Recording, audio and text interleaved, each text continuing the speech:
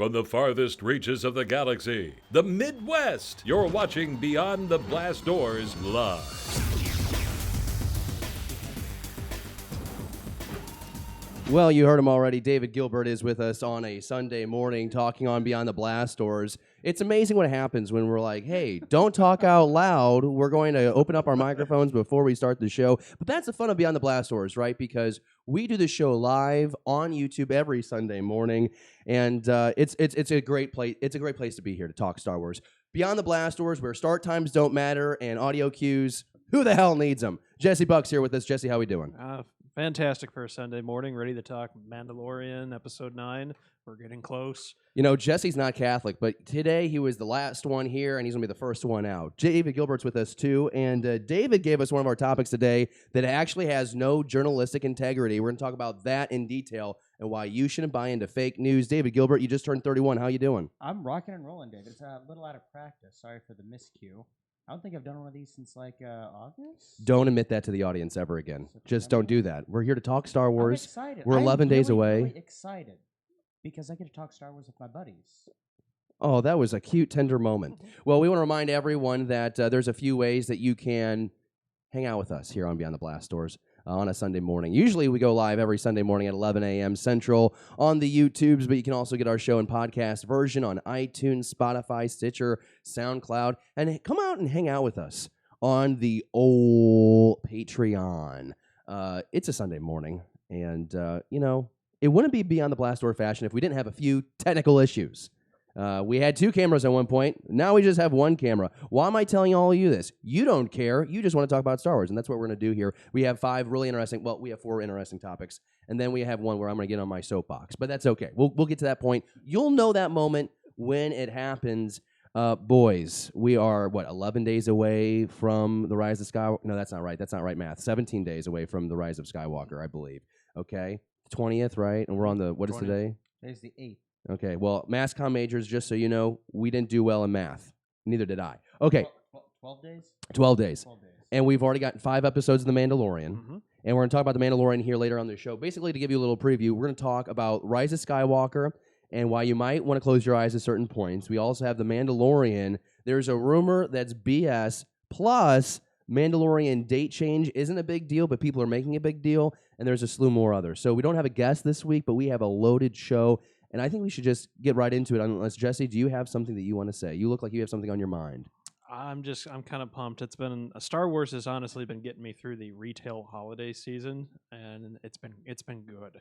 Are you telling me that people, when they shop at the Hobby Lobby, they're not filled with Utah joy and kindness and love and passion and a little bit of lust? If there's this whole little section that they queued into the handbook at work about no disintegration, so we need to get you that rifle. That's a cool weapon that the Mando has. it sure is. Also, why is it Mando and not Manda? Do you know the reason behind that?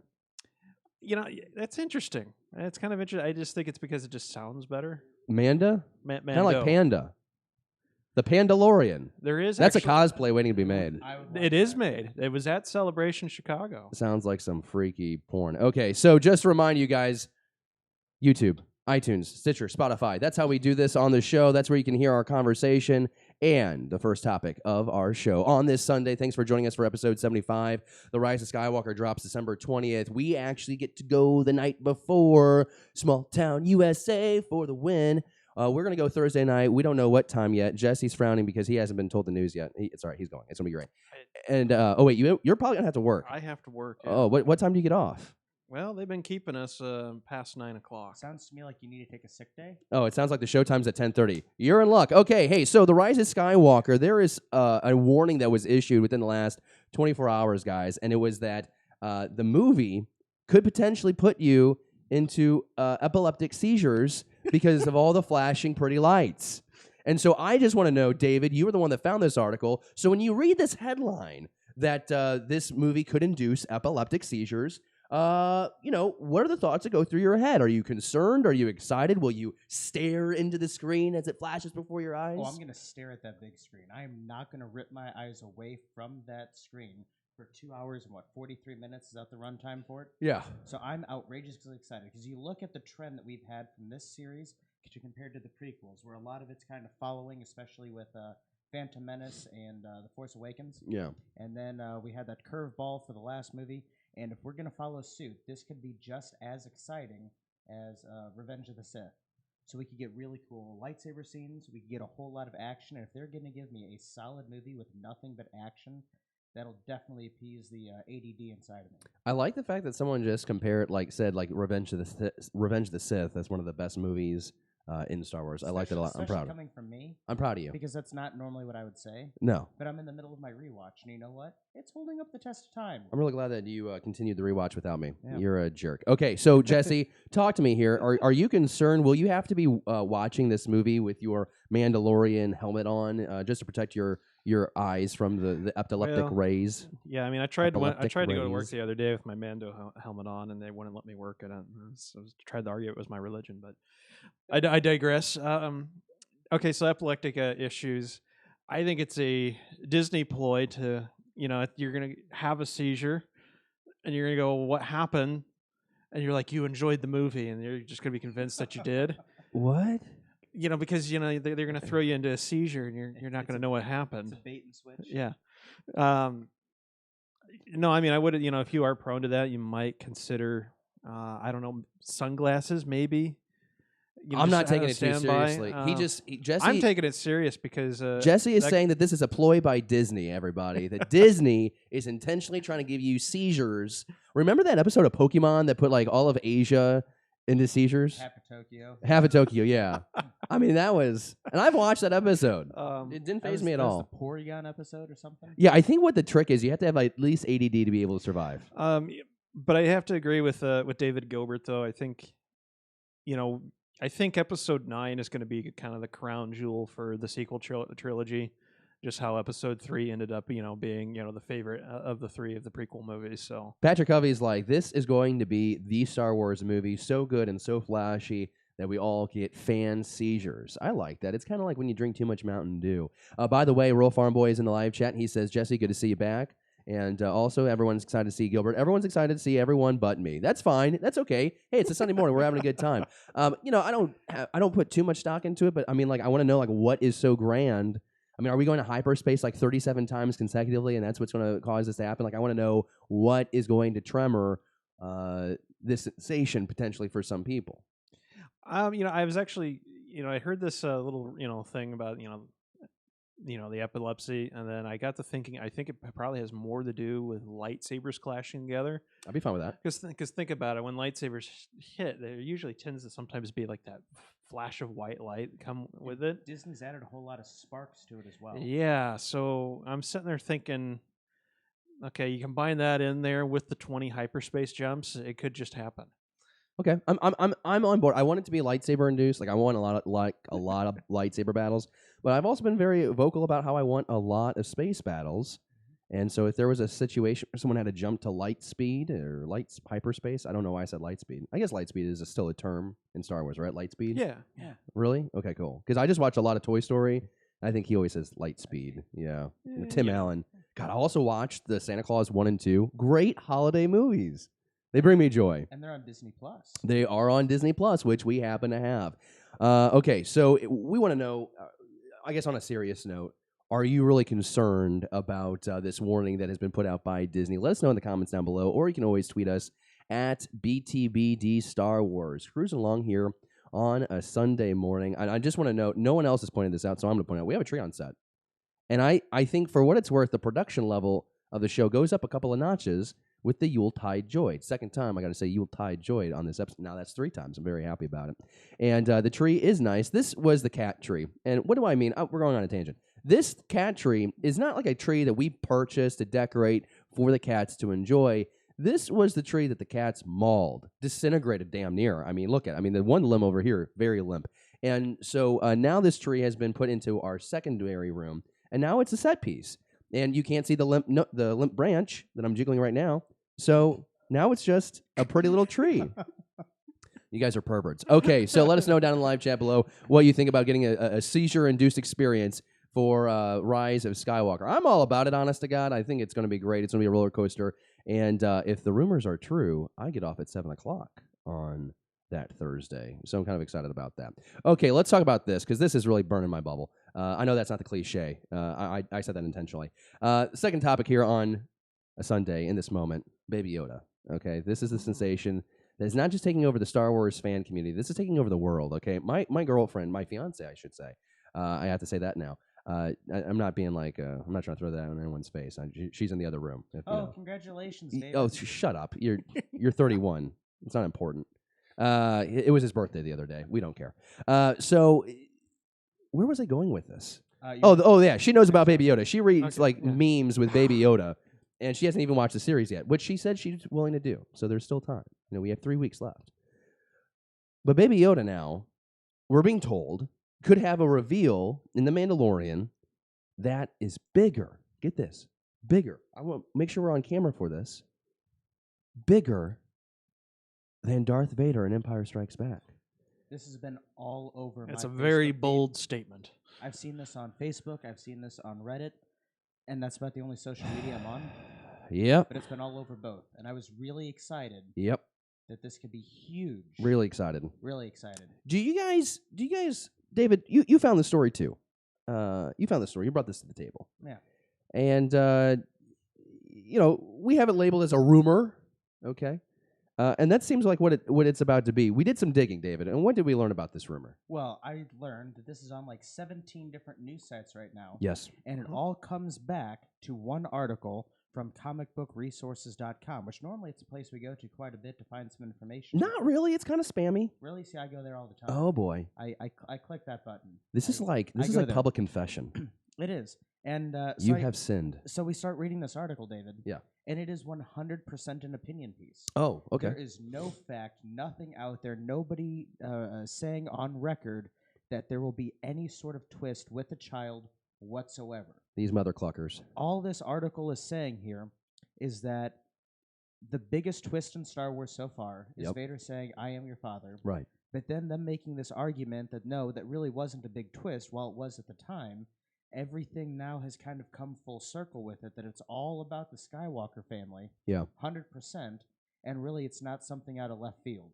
It's just something to drive the plot forward. So I think that's what I want to talk about because obviously they're just theorizing, and that's trash. That's what we call clickbait, folks. Yep. And some people fall for it. Me.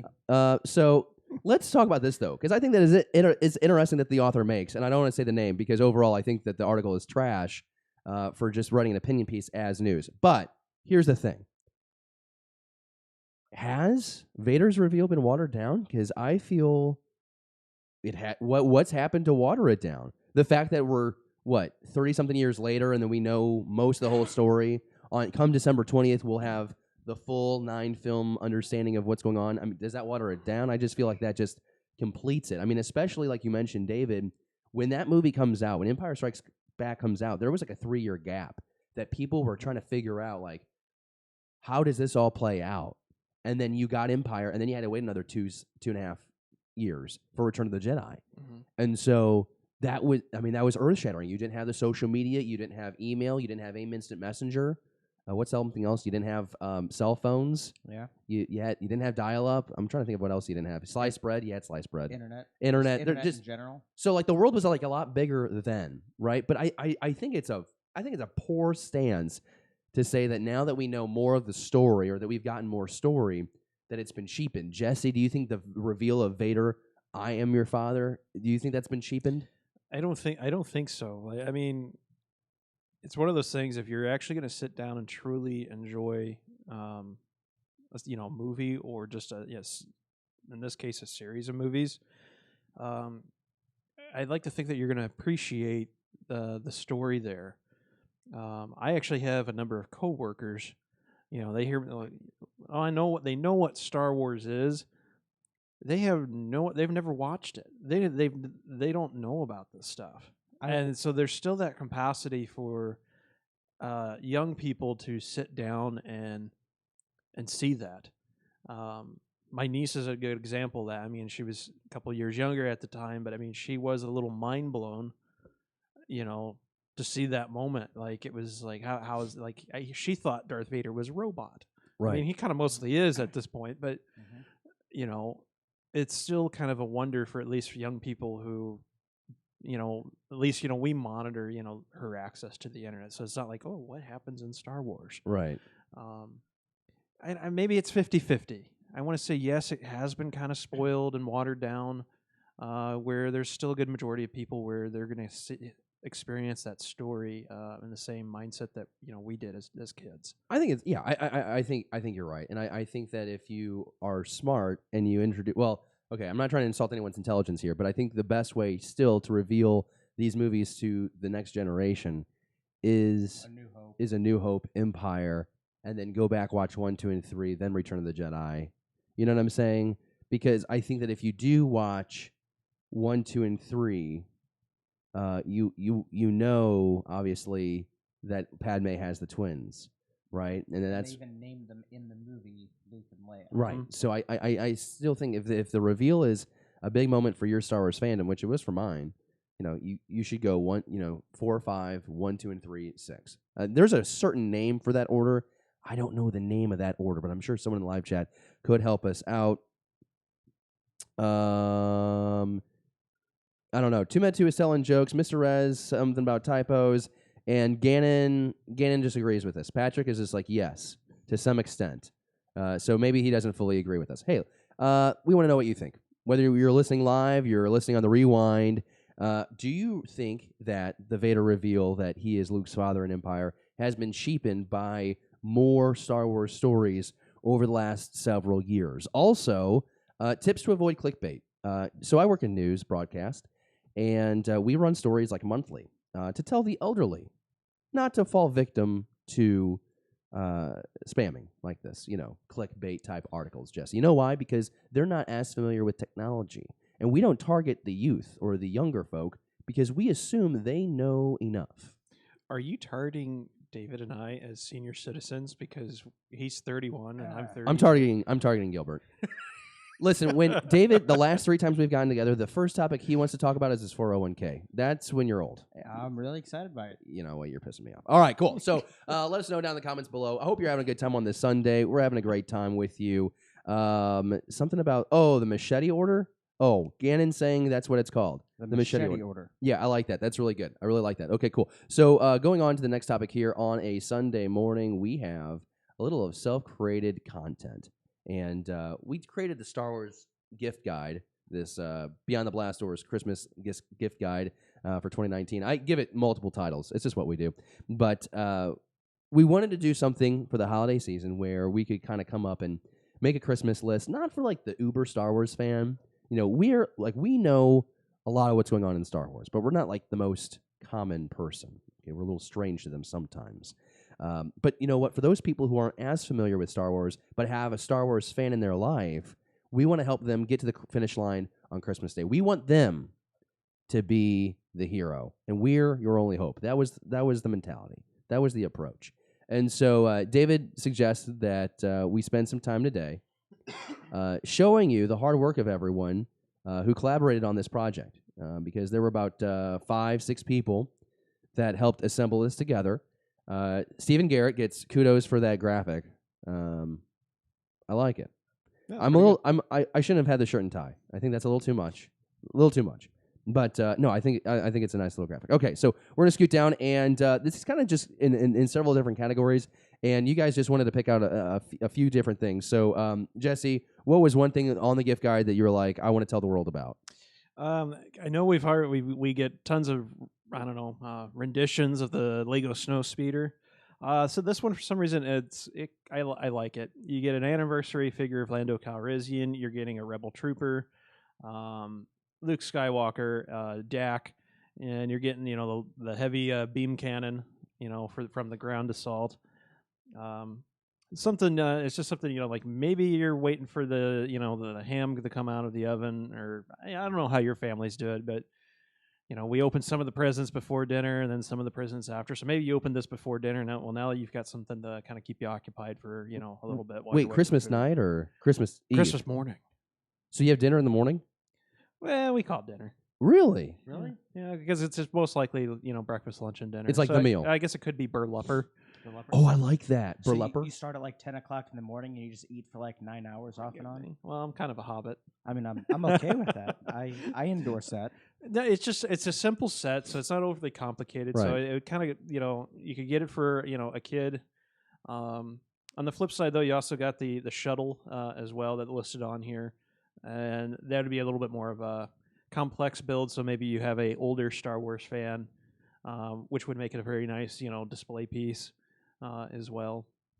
Yeah, And that's just like the tip of the iceberg when it comes to the 2020 or the 2019 Star Wars Legos. well, and there's a video on our channel from like our very beginnings where I was really complaining a lot about the original Kylo Ren ship because it wasn't movie accurate, it wasn't the right color, the wing action wasn't right. And these are what I complained about because that's how I thought the utilization of my time was best served in 2015. So I look at this, and this is the one that I won. Obviously, we got $3 signs by it. It's about $115 at the store. But that's what the Lego sets are doing now. I mean, it's like you're either getting these junior sets that are $20, or you're getting the detailed chips in there, and they're just kind of going up and up and up in price. But the detail is there. Moving on down, Black Series figures, and I do want to mention this though. Jesse did do a review. It's on BeyondTheBlastDoors.com right now of the Heavy Infantry Mandalorian from Chapter 3, the Deborah Chow episode of The Mandalorian. And you know what? Here's another cool figure. I mean, as far as Rey goes, it's cool. You get Dio here, you get a blaster, and that familiar Rey lightsaber. Yeah, I like the detail in this one too. Her outfit's a little bit different. Obviously it's She's more white. Jedi-esque. Yeah. Which is nice. No tan, just white. No tans. This is a virgin character here. No, but I mean, I think it'd be a great display piece. You get a lot of the important accessories too. Her staff, the blaster that she has. Is it Dio? This is the new droid. Yeah. So you're actually getting a lot with that Black Series figure. Oh man, the one that I'm excited for, because normally I don't go for these action figures; they're just not my thing. Yeah. But this Mandalorian looks really sharp. It is. Yeah, it's a really good looking. It's a good looking figure. Although the detail. I mean, this is a really good figure. I mean, the detail is there. Jesse looked at it earlier, and we talked about it. But compared to next to that Heavy Infantry, oh my gosh, I bet you could have a cool diorama with that. Jesse, I bet you're gonna buy these for yourself, aren't you? I actually had with the Mandalorian figure. I bought 2 of these, one to keep in box and one for display. Just so everyone knows too, that every item that we show you on this article that's here on BeyondTheBlastDoors.com, if you click on the image, the description below the image, we have a hyperlink in the description. We have 3 ways each item to take you directly to Amazon to where you can put that item into your cart. So something to keep in mind. Beyond the Blast Doors is an Amazon affiliate. We hook you up with the links. You go right to the link. You get the item. It's pretty cool. This is the first time I want to talk about because this is a Red 5 helmet, Black Series. It's $100. And if you look at this helmet, look how comfortable this looks. Now, you're watching Star Wars by yourself on a Monday, let's say. Strap that helmet on. You're like Rey in the foot of an AT-AT. Look at that. It has like voice commands and stuff. That's a little extra for me. I just want to put it on. I think it'd be cool. But there are people that collect. Black Series releases a lot of these kind of helmets, a lot of Clone Trooper helmets especially, and they look pretty good. And if you're someone like me who doesn't know how to go about cosplay and honestly doesn't have the time to cosplay, $100, you get a helmet, and if you want to walk around Celebration with it on your head, you can do that. The neat thing about the new Black Series Hasbro helmets, because there's a Boba Fett one coming out this summer, I believe, May or June. Very very nice looking. They had this on display at Celebration. EFX has another Boba helmet coming out soon as well.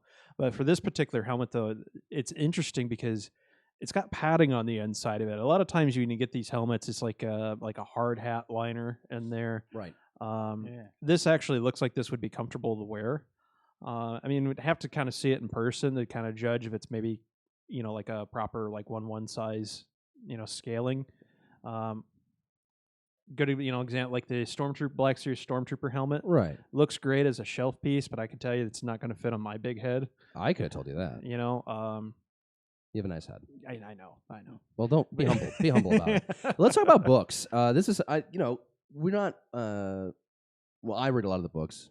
David reads some of the comics, and Jesse, it's whatever he has time for. Well, let's be fair. But the Force Collector has dropped, and people are loving Yeah. this book, this story. I'm really excited about it. It's one of those, I'm told it's a must-read before we see The Rise of Skywalker, which I really. I get uncomfortable, like, telling other people that, because I feel like your experience should be based on that movie experience. But, like, I watched Rogue One, I read Catalyst beforehand, and I think I had a lot more fun than other people. So Catalyst enhanced that experience. I'm hoping Force Collector can enhance that experience, but it's about this boy who feels different. Hint, hint, he has the Force. And he's looking for an old Jedi Master, Luke Skywalker, who's missing. So, it sounds like a fun premise there. Some folks have already read in the live chat. Don't want to give any spoilers away. I gave you the basic premise, but if you haven't gotten that book, here's a great way to go get the book now. Hardcover, have it to you in 2 days, thanks to Amazon Prime. We got the pop-up book. This is a book that I'm going to be doing a review on. This is from the Ultimate Pop-Up series. So the Ultimate Pop-Up Galaxy book. Again, this is considered, part of the, roadmap to the Rise of Skywalker here. But it folds out, and this thing is absolutely massive. And I should have included the photo of it unfolding because you don't quite understand. It covers a third of my living room floor. This is from InDesign, and it's behind me. And in fact, can you pull that out right now, Jesse? Yeah, it's that one. Be careful with it. It'll fill up. All right, cool. Like one of many books that we still need to do. Yeah. So, I got to review a few books. Okay. So, how are we gonna do this? That's that. Okay, cool. So we're gonna bring us up on camera. This is the pop-up book. Oh my God! I just spilled water. That's good. That's great. Okay. Glad we were together on this. All right. So, anyways, it folds out, and you open it up like this, and it's like the Death Star, and X-wings are flying out. That's right? really cool. Is that the Death Star after it's been blown up? No. And then it's magnet on the back, right? Because it has to unfold, right? Yeah. I'm trying to think if there's another one that I want to show you guys here. Oh, here's a good one. It's the Forest Moon of Endor. Okay, that one's cool. Ooh. That one's cool. I like that. So now here's the thing, That's though. pretty. I can undo the spine of this book, and I can stretch it out across a third of my living room floor. Oh, wow. It's insane. And so now I'm going to close that up. I'm going to hand you that. My foot's wet. It's like live TV. These things happen. Okay, water spills. I'm not worried about it. Makes it more exciting. It does. How do your pants feel right now? Better than my laptop. But that's okay. Your laptop didn't get wet, did it? It's underneath. Oh, it's We're good. underneath. We'll All be right. good. Well, here. We're good. It's drying off. All right. We're good. Well, here we go. We played X-Wing before, David. Tell me about it. We have. So I'm really excited for this one because this is the core set for The Force Awakens. And so it's a little Star Wars miniature game, and basically you get these tiny little ships. And in this core set, you get 2 TIE fighters and an X-Wing. And then there's little cutout tokens for how far you can move. Some are short, some are long, some of them are curved. And you line it up in front of your little starfighter, and you get to move that way, and you have to try to fire and hit each other's ships. So this is the core set for The Force Awakens, which is really exciting. And I there's a whole lot of expansions, and this can add on, to my understanding, to some of the other X-Wing miniature sets that have already come out. Right, and you can buy like extra ships too, which is pretty cool. And the detail's awesome. Again, like Steve Hyman, who's part of the BTBD family, he loves to not decorate, but paint miniatures. I don't have the time, patience, or the money for that. I could just go ahead and spend, what I probably would anyways, and get a completed piece. Like the Millennium Falcon, for example, is like $50. But for $50, you get the Millennium Falcon, and the detail is like astonishing. Yeah, I said Maplewood, the shop in Maplewood. Fancy shop. They had a couple of these on display on one of our trips. Times. They are really nice. So, I mean, if you're into tabletop gaming, this might be something you want to check out. For the food and drink section, who needs an ice mold? You need an ice mold. If you're an adult, you're sophisticated. Maybe you drink whiskey. Maybe you drink wine with ice. That's kind of weird, but maybe you do it. Hey, you can get an ice mold that makes your ice cube look like the Death Star. I've got 2 of these myself. And they're like $10, and they're super easy. So if you have someone who likes Star Wars and likes bourbon, here's a great holiday gift for them. Chopsticks. I don't know how practical these are. We went out for sushi yesterday. Manny and I were in St. Louis, and we got sushi. Had 4 rolls. I crossed one off my list, but I got 6 pieces of sushi, like just the fish on the rice. Yep. Oh. And I think my eating experience could have been made a little bit more enjoyable with lightsaber chopsticks. I would have had blue ones, of course, and I would have had Mandy use red or green, and then we would have dueled. I don't know if she would have done that in public, but I would have tried. So yeah, chopsticks. Again, if you want those, here's a link. Here's a link. Here's a link. Scrolling on down, I got socks here. I don't know. I'm trying to come up with bachelor, like groomsmen gift ideas, and I thought Star Wars socks, but then my mom told me that's stupid. So thanks, Mom, for supporting my life I went to a goals. wedding and I got to wear Pikachu socks. That was pretty cool. Really? Yeah. Well, that's childish. Yeah. So I'm, we're working professionals. We Oh, occasionally need ties. David and I, we wear a shirt and tie. What, 6 days a week? Most days. 6 days a week. So here's a great tie. And there's 3 different versions of this Rebel Alliance tie. But what I like about it is from far away, like just looking on your screen, you can kind of make out the design, but it's not so distracting. If you get right up on top of it, yeah, you can tell it's Stormtroopers or the Rebel Alliance logo or whatnot. It blends in nicely. It does. I Yeah. mean, from a distance, that just looks like a sharp tie. Mm-hmm. I'm sure if you dug around on Amazon long enough, you could find an Imperial one, which to me is, Better. They did Better. nothing wrong. Yeah. All right. So I found this lamp. That's kind of cool. Afraid of the dark. Maybe you know a kid that's afraid of the dark. There you go. What else is on here? Oh, that's it. And that's me. How about that? So there you go. That was our holiday list. We've got 13 gift ideas for the Star Wars lover in your life or a friend. We're not all lovers. But if you have someone who's trying to still get a gift for you for the holiday, you can just send them the BTBD holiday guide, and hopefully they get you something off that list because I feel like any of those items should bring you joy. So it is almost 10 o'clock on a Sunday morning, so that means usually that's be our hour mark. We start a little later today, so let's give it, I don't know, a little, 5 minutes on the clock, 5 extra minutes on the clock, and we can talk about a few more topics, because The Mandalorian had a date change here. It's not the biggest deal. I mean, to me, right? They moved it to December 17th. I'm happy about it. You get the episode on a Wednesday now instead of a Friday, and the reason why they did this is because of a movie called, and you mightn't be aware of this, The Rise of Skywalker. It's coming out December 20th. It ends like a 52-year saga story, and it features some really talented and attractive people. So I'm thrilled about it because I get my Mando fix a little early. I struggle when I get to Wednesday, Thursday during the week, and I end up watching all the episodes again to get me through, which isn't a bad thing. For Disney, they love it. That's why their view counts keep going up and up and up, because I'm not the only one doing that. Well, when you get somebody like me watching some of these 15 and 16 times, Would you have liked to have gotten Chapter 5 sooner, or did you feel like you could have waited longer to see? No, the episode? I've actually been enjoying the every Friday deal. I've been staying up late and then watching it on my phone. You gotta watch it. You gotta watch it on the TV, man. Well, I digress. Well, here's the thing. I've got a trick. It's a mental thing for me. So it's just like, okay, now I'm getting my feed, my Mando fix, early, and then I usually work Fridays, so then I'm like, I get to get off work. What time do you go into work? Usually I work 9 to 5 on Fridays. So why don't you wake up at 7:30 to watch the half-hour episode? See, that's what I've been doing. Because if I don't watch it that early on a Friday, you people are going to spoil it for me. The Mandalorian, any Star Wars, it's meant for a bigger screen. Like this, it's like if people watching The Irishman on your cell phone. It doesn't work that way. Great movie, by the way. It's amazing. It is. No, but for me though, it's a nice treat thing. So I'm watching it. I get to see it. I get to be kind of excited about it all day at work, which keeps me kind of chipper instead of being mostly a Grinch. Yeah. But then I get home. Chipper.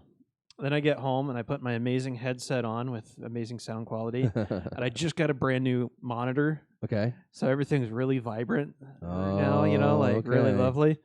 So it's like, oh yeah, I actually got a thing of Crown, right now. And so yeah, I've got that. Oh, you spit on the Crown? Yeah. Attaboy, I'm proud of you. I need that Death Star ice cube. The ice thing. mold? Yeah, well, let me tell you, I know a holiday guide that can get you that item.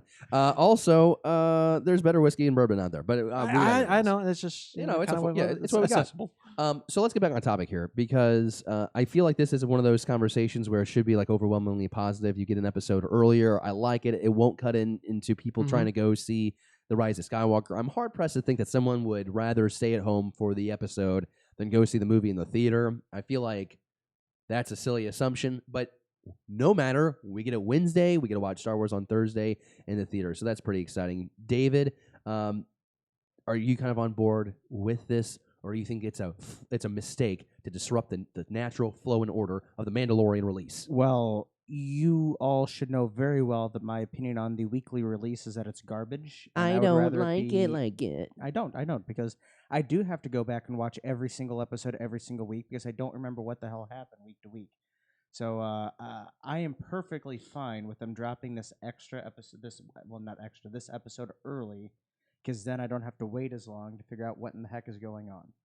I think that's valid. I'll tell you this, because this was kind of the question I threw at Jesse, and he didn't take the bait.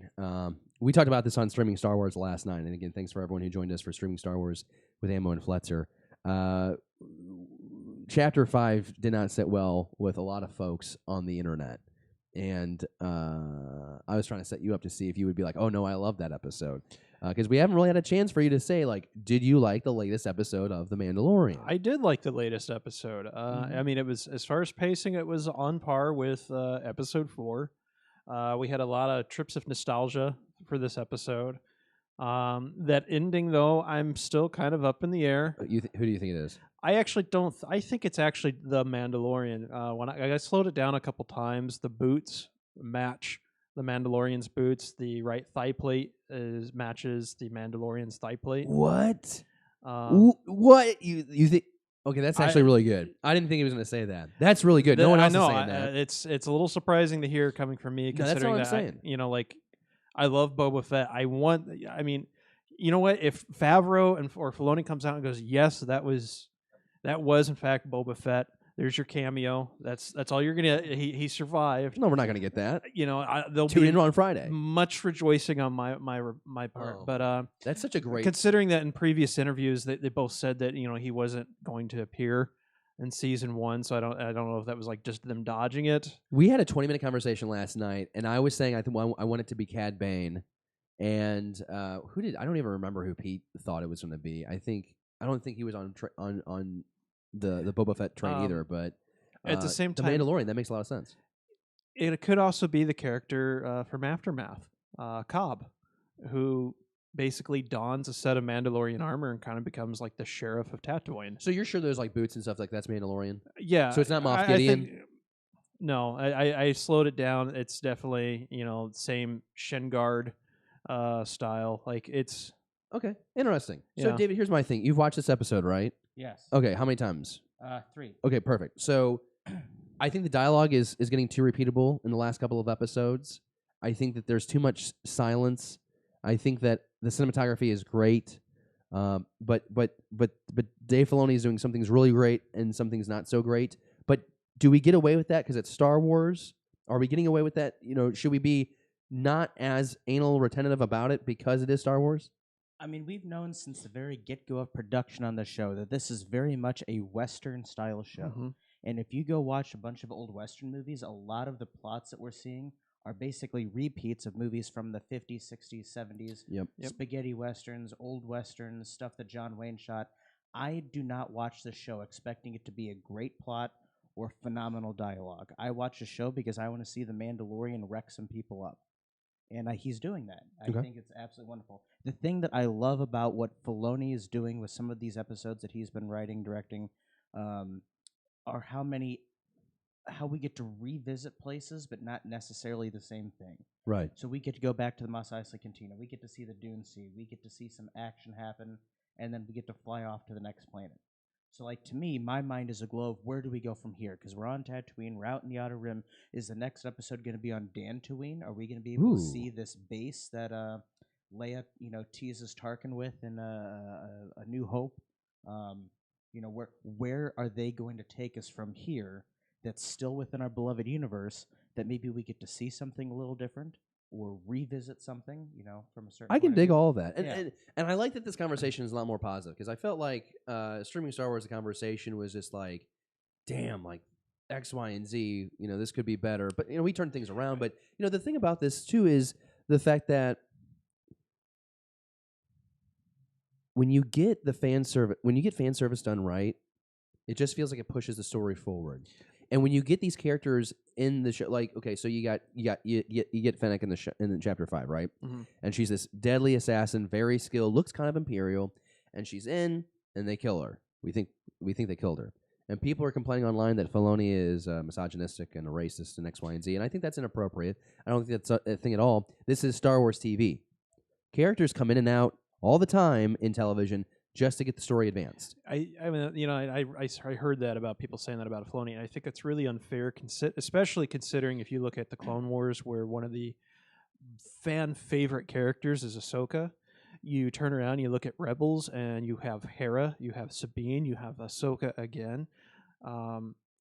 So it's very frustrating to hear people. Basically, they're just spewing toxic junk. Yeah, they're just trying to disrupt it. And it's just fast forwarding with the Mandalorian. I'm actually really enjoying the pacing of all the episodes and the story as it is. It's world building.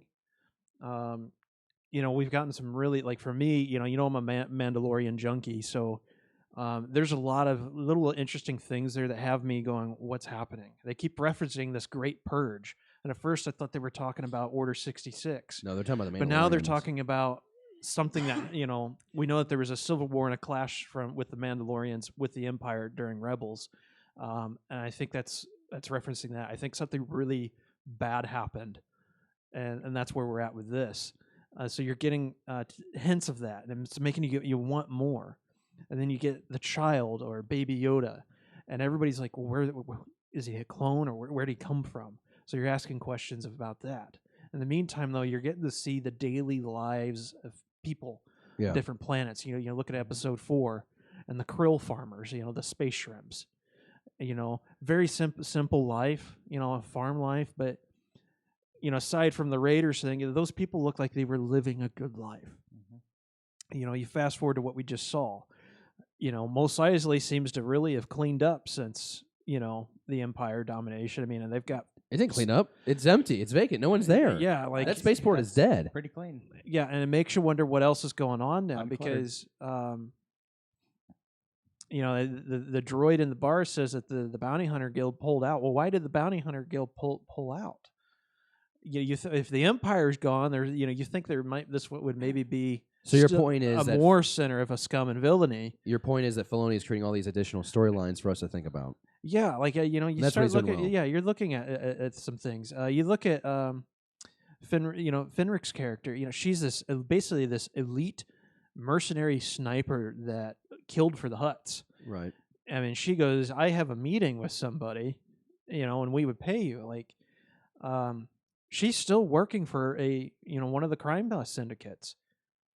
So now you're sitting here going, okay, so who could that be? The Mandalorian, he's pissed off the Bounty Hunting Guild. He's pissed off the Imperial Remnants.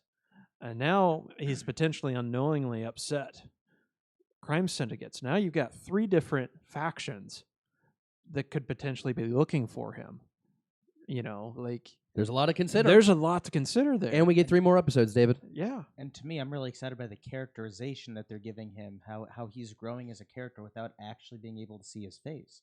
Because we know that while he's a very adept fighter, he's not the greatest. As seen in that opening scene with his space battle there between him and the other ship. Uh-huh. He gets both of his engines blown out. We see his day-to-day life, that he's not a rich man. He's got to go do a job in order to pay for the repairs on his ship. We see that he's willing to help people, even though it doesn't necessarily help him whatsoever with the other bounty hunter guy. I was kind of hoping he'd sit down and, shoot him first. That way... people say that was Hans Booth with Greedo that was in that episode. Might have been. Yeah, don't really need it to be. I don't know. It's neat to see how they're trying to progress him as a character without being able to see his face. Rick Famuyiwa is next, then Deborah Chow. Taika Waititi closes it out with Chapter 8 on December 28th, I want to say. Yeah, December 28th. 27th to 28th. So The Mandalorian. It's pretty great. Let's go on to the final topic here on Beyond the Blast Doors on a Sunday morning. Thank you for joining us live. Had a max amount. I think I saw 15 people live at one time. So that's pretty good on a Sunday morning. We're going like an hour and a half earlier than usual. And we're just making the announcement, make sure that it's The Last Jedi leaving Netflix, and we'll be going on to Disney Plus to join the rest of the Star Wars content. And also, Solo was tied up in that too, right, David? I'm sorry, I was reading the live chat. What'd you say? Well, we're talking about The Last Jedi going to Disney Plus. Yeah. And is it just The Last Jedi, or just The Last Jedi for now? Because Solo is still in a contract with Netflix. You could still, I believe, watch those films. Like it's just they don't pop up naturally, like in the recommendations. If you actually those aren't on there. I don't think The Last Jedi's not on there. Are you sure? Cause Absolutely. okay. Yeah, it's not on there. There's still a contract with Netflix, so it's going to be Is it like a placeholder icon then? Maybe. maybe, Okay. but it's not on there. I guess David's trying to log into Disney Plus right now. So Check. this subject is basically just be like, hey, it's moving on there. There's a lot of confusion when Disney dropped Disney Plus. What was that, 5 weeks ago or whatever? And everyone was wondering where Solo and where The Last Jedi was, and that's why I was waiting for that contract for Netflix to wrap up. So you know what? While we're waiting for David to figure this out, I guess what we can do is go ahead and just remind you again, and honestly, just thank you for joining us for episode 75 of Beyond the Blast Doors on a Sunday, a little earlier because we got life obligations that we have to do. But as always, thanks for watching our live show on the YouTube channel. You can also find the episode rewind there that you can share with friends. Also, you can listen to us on iTunes, Spotify, and SoundCloud. Taking a look down in the live chat right now, it looks like Daniel's Hot Topics just tagged us saying, I bet Boba Fett will be after The Mandalorian, and Boba Fett may be the big bad for Season 2. That's interesting. We haven't even seen the big bad for Season 1 yet. Haven't seen Moff Gideon, and there's only a few episodes left here this season, which to me is like super surprising. These are Rise of Skywalker images. Unless we're on your getting screen. the final episodes will be longer than the standard 30 to 35 minute. I don't think so. I think this is what we're getting. We're getting somewhere between 30 and 34, and that's fine. That's a disappointment for me. I thought we were gonna get an hour. If it's a tight 35 minutes, I'm like, that's awesome. I have had a little bit of a pacing issue. I just feel like, and that's amplified because I'm annoyed that the script is so repetitive. I mean, how many times do we need to know that everybody got fobs? How many times do we need this new bounty hunter kid to tell us that, whoever he kills next is going to be his ticket into the bounty hunter guild? We heard that line like 5 times. Now, something that was done well, I thought, was how that episode started with the little space skirmish. Mm-hmm. And the guy's like, I can take you in warm or I can take you in cold. Mandalorian hits the thrusters, and then he blows them up, and he's like, that's my line. Like, that was well done. I like that. That was a nice throwback to the very first episode, but Solo won't be on Disney Plus until July of 2020. until July? Wow. It looks like, looking at this, just about everything that Disney has should be back on their platform by the end of 2020, with a couple exceptions of things like Tomorrowland, McFarland USA. I've never heard of that. Mary Poppins Returns. Looks like almost all the Pixar, all the Star Wars, all of the Marvel should pretty well be there by the end of 2020. Sounds good. Well, that's something to keep in mind. And so far right now, and let's end it with this because we've hit our hour. What is our favorite item to watch on the Disney Plus that is not Star Wars related? I've actually been watching all the Pirates of the Caribbean movies lately. Okay. I'm aside from Star Wars, Lord of the Rings, I play a lot of Sea of Thieves as well. Okay. I'm that guy that's sneaking on your boat and stealing your treasure. I'm not judging you. Jerk. But I just watched World's End, and there's so many references from World's End in that game, and it's very entertaining, and it just makes me happy, kind of thing. I mean, it's Jack Sparrow. Yeah, you can't hate Jack Sparrow. You can't hate Jack Sparrow. I'm watching the Imagineer story. It's a 6-hour documentary series, so they break it up per hour. Just talking about how Walt Disney got the vision and plan for Disneyland and how he took it global and how that tradition continued on after his death. Really fascinating. Go check that out. David? The one that I've caught myself laughing at quite a few times is Goof Troop, cartoon from '92. Nice. It's been great. I've enjoyed, going back and watching DuckTales, Tailspin. Mm-hmm. We were watching Gargoyles together for a little while. Oh, Gargoyles. I have not proceeded without you. Oh, that's good. You watched Star Wars without me, but you won't watch Gargoyles. Oh, that's fine.